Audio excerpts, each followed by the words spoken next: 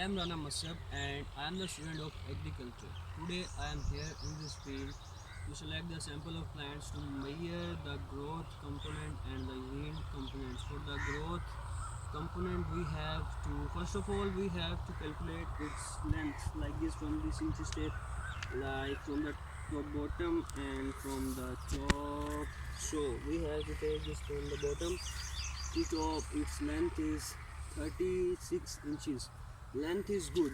Then the point for growth, we have to count the number of branches like this: 1 2 3 4 5 6 7 8 9 10 11 12 13 14 15 16 17.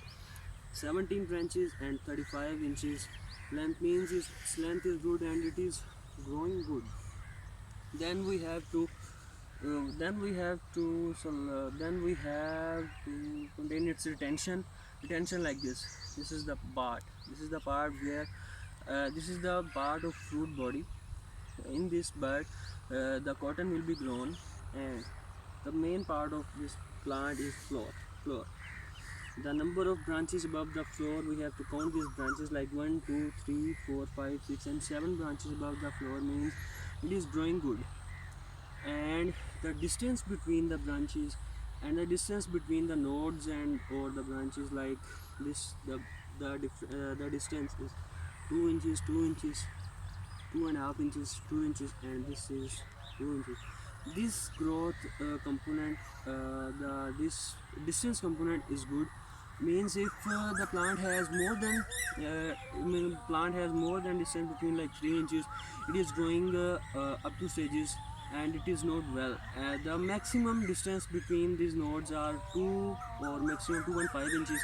Then its growth component is, then we have to compare its yield. From the yield component we have to taken 10 plants from this selected area. 10 plants we have to collect from this part, this part, this part, this part, and this part, and this plant, and this plant.